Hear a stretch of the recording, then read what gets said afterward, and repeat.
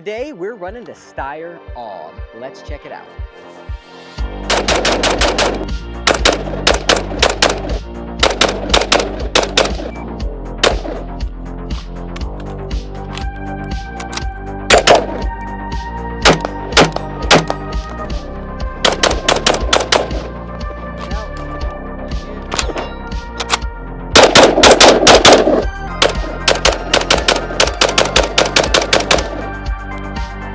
That was a 395. Happy Augtober. Got something pretty cool here. I made just a quick video on Instagram about this back at the end of August. And this is my new Steyr AUG. This is the M3A2 NATO. It has the NATO stock, so it takes your standard AR-15 magazines. And this is very new to me. So I have this. I have the X95 Tavor. Those are the two bullpups I have. And comparing the two, they're both very different. Other than the fact that they're both bullpups, they are both very different. So this is a new experience for me playing around with this AUG. So if you're not familiar with these, this version does take the M4 magazines. It does not have the bolt release. You can get a different stock that has the bolt release, or I've seen others modify their stocks and trigger paps to take those. But today we're going to just see how it runs without it. The optic I'm running today is the lead and steel LP1. And really the only modifications I've done to this was add the claw mount M-lock handguard there. Just because I did try shooting this with the factory configuration, so you had your folding front grip there, but I don't really like holding the grip like so, and there wasn't any way to really get your hand anywhere other than maybe back here, but I felt a little too compressed, so that's why I picked up this claw gear handguard, and this feels really good to me, so we'll see how it works out today. Unlike an AR-15, these AUGs have this cross bolt safety, so that's going to be an interesting feature. And it has this charging handle here, which right now it's kind of popped up out of the way, pops down. That doesn't really affect anything.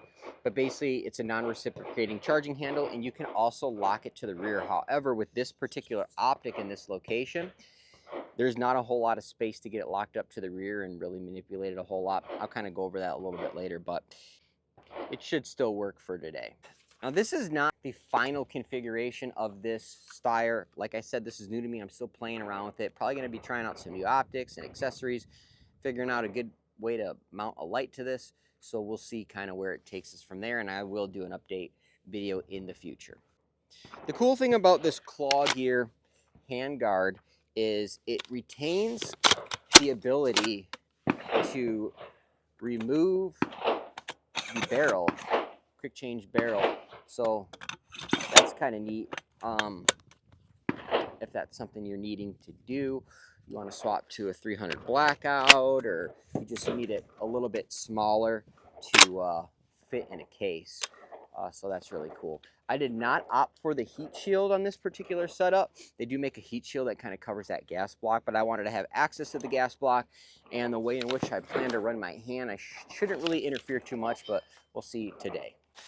One thing I already noticed with this is it does not like my metal GI mag. So a lot like my Brownells 416 I just had out here that was not loading them. This is pretty much doing the same thing, where using the metal GI mags, that first round, it's just slamming it into the feed ramp, and it's not actually chambering that round. So luckily today I had some backup, some polymer Magpul magazines, and those seem to be working fine. Let's head downrange. We'll figure out this AUG together. All right, so we're going to start with the 7-yard bill drill. Now, AUGs are not known for having nice triggers. Really, no bullpups are.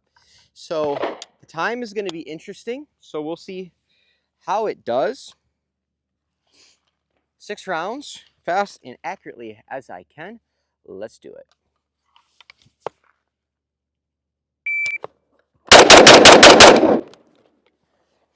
All right, so not terrible. That was a 195, definitely slower than usual. Try it one more time on another target.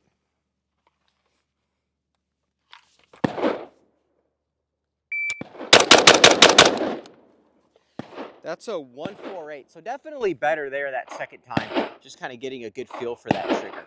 The trigger is not necessarily fast. It doesn't have a fast reset. It's not light, but it is consistent. So once you get more familiar with it, you're going to be a lot more effective at using it.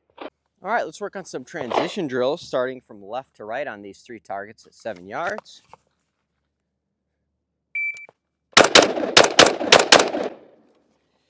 That was a 2-1-8.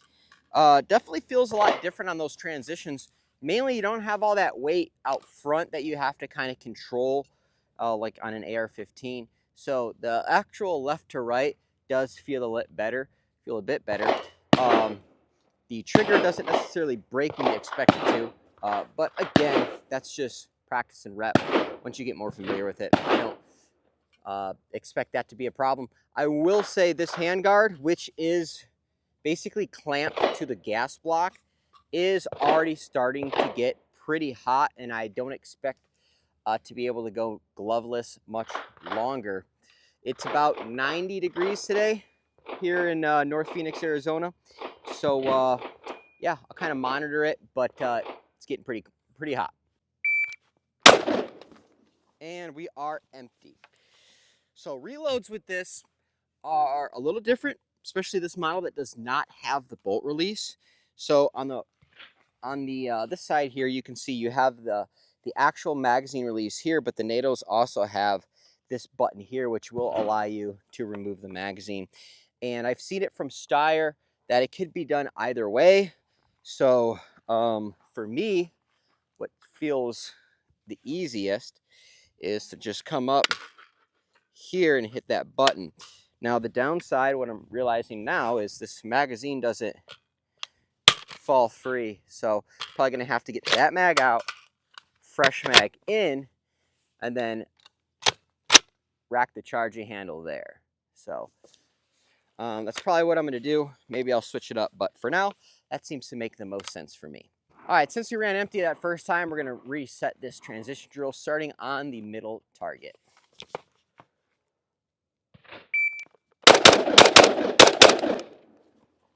That was a 209. And yeah, the bullpup, the weight distribution on this thing really feels good under transition. So let's do it one more time, starting on the right target.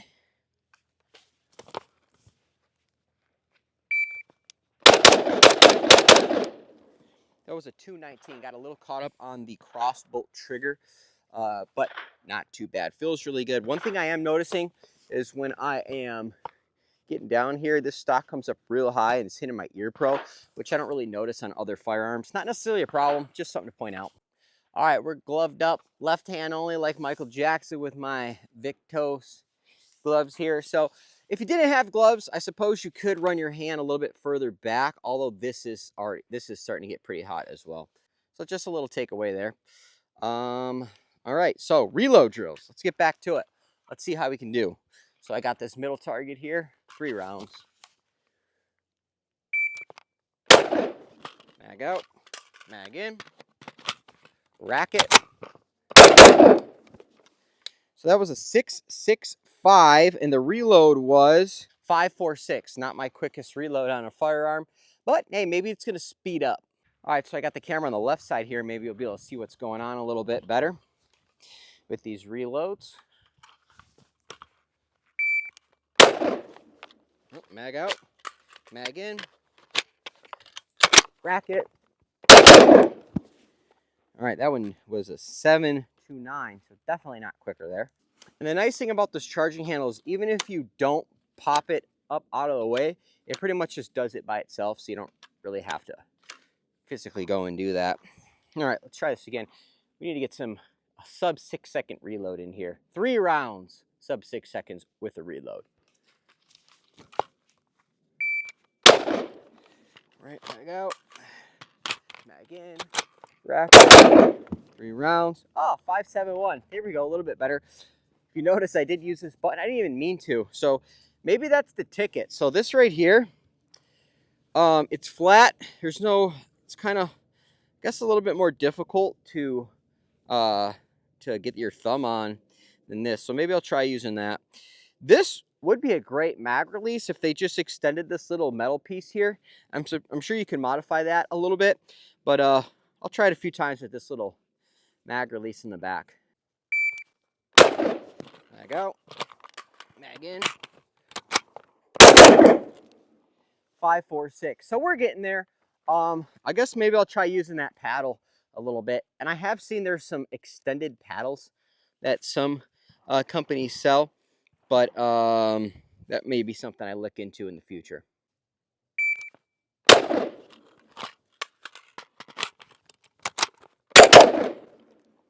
5:15, best time yet. One of the cool things about this AUG that I didn't realize till I got it is it has a forward assist. So let's say you're doing a press check. All right, I got a round in there. This little button on the back of the charging handle is actually a forward assist. So not that you have to use a forward assist a whole lot, but just kind of neat. I have a C-zone steel set up at about 50 yards, so I'm just going to see how quickly I can get on target and get a hit from 50.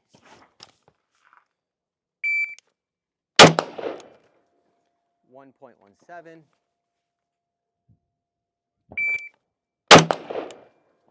0.95. 108.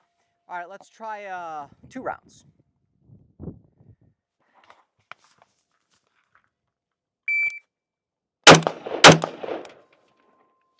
177.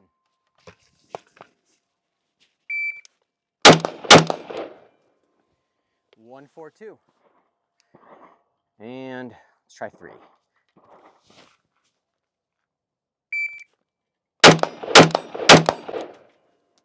218.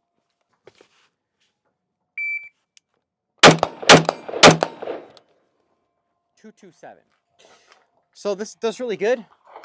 I think the weight distribution, again, having that weight a little bit further back really helps get it up and hold it steady when you're engaging targets that are a little further out. I'm now set up for a El Presidente drill. That's where I'm going to be faced up range. I'm going to, on the beat, I'll turn down range, engage the targets 222 from left to right, reload, then 222 from right to left. So let's see how it goes.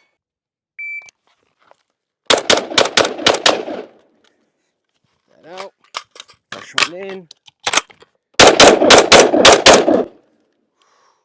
That was an 8.88 on target. That middle target felt like I had a couple misses, but overall, you know, we're getting there. Let's try it one more time, see if we can get a better reload in there.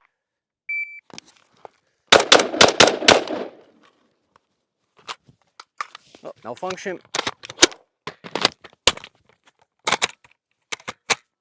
Another malfunction.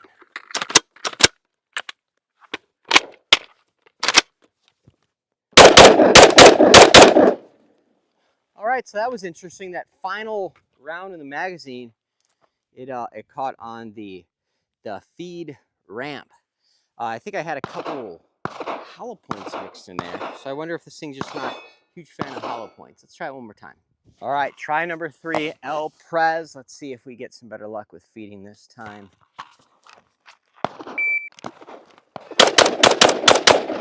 There we go.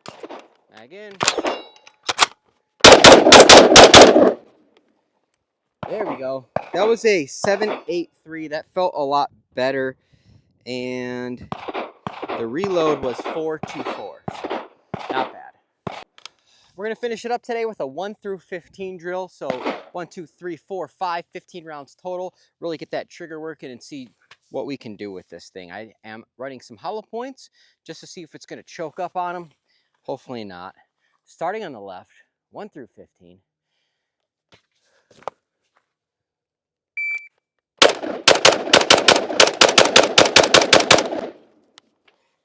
That was a 395. Really not bad. Didn't choke up on the round, so that's good to know. It's like might have just been a fluke with that malfunction before. Yeah, like when you really get used to the trigger and get a hang of it, it's not terrible.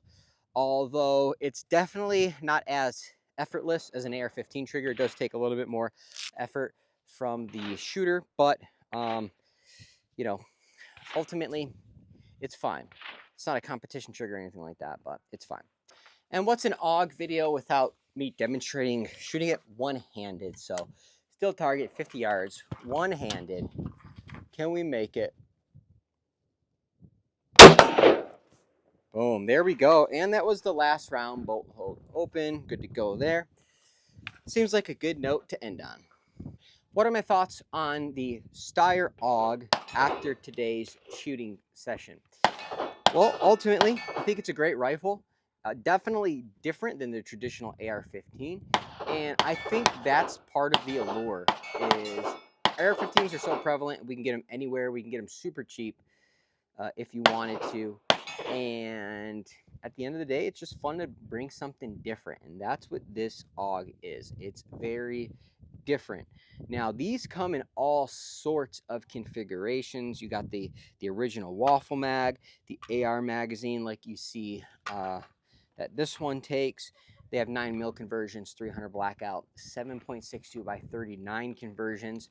The quick barrel change is a really cool feature on these, especially if you you shoot 300 blackout.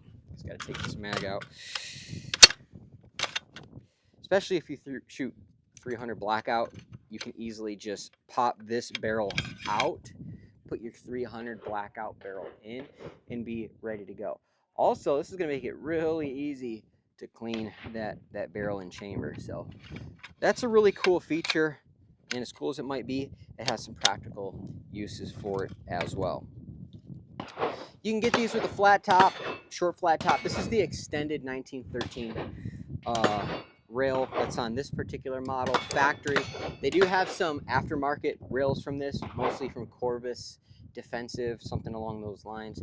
And Heresy Design makes some really cool barreled assemblies for these as well. You can get them in 16-inch, 14.5, 300 blackout, 7.62, and they have 1913 integrated into the barrel, which is an interesting option also. The LP1 Promethean from Lead and Steel ran really good on this today. It is, on this particular setup, I'm just barely able to utilize this bolt lock open feature, and it is like ever so slightly making contact with that lever there. Not the fault of the rifle or the optic. I suppose I could bump it back about one spot and it would probably clear. So just anything that's running a charging handle on the side, you have to be cognizant of optic placement and just, I guess, the overall size of your optic. If you had like a T1, T2, something that had a mount that you can switch to a different side, probably be a good idea to run the whatever part of the mounting hardware that protrudes out here on the right side. Then you won't have to worry about that at all. But being a bullpup and this rail being physically attached to the receiver, you can run this optic wherever you want it, as far forward, as far back that you want. If you want to run a magnifier, of course, you have to leave yourself some space for that. But like I said at the beginning, this is not the final version that you're going to see of this. So I'll play around with some different optics and add a light and do another follow-up range day. These newer versions do have half by 28 threads. So currently it just has the factory A2 kind of style AUG flash hider. And you can swap that out with any half by 28 muzzle device. There are two settings on this gas plug for normal and adverse conditions, but they also make a suppressed gas plug, and K&S Precision will be coming out with one that has a bunch of different settings also. So if you do want to run this suppressed, you would be able to do that. To sum up today, I'm really happy with this overall setup. It's running good. Sling placement, I'm liking it. The mags, I'm getting used to those mag changes. Running this charging handle, getting used to that as well. That feature that it kind of flips up out of the way is really nice, because when I go to grab this, oftentimes my hand is just go ahead and it's hitting it out of the way, because my thumb is usually riding right about here or so. One thing to note about this claw gear M-LOK handguard is you can run the factory vertical grip with this setup if you'd like. The reason I didn't was because I feel like it would wiggle maybe a little bit too much while installed. But if I can get this a little bit further back, it would be perfect. And I might be able to run a piece of 1913 rail on the bottom of this and then just get that a little bit back. That might be even slightly better. But like I said, this runs pretty good as is. Let me know what you think about the Steyr AUG down in the comments below. And happy October.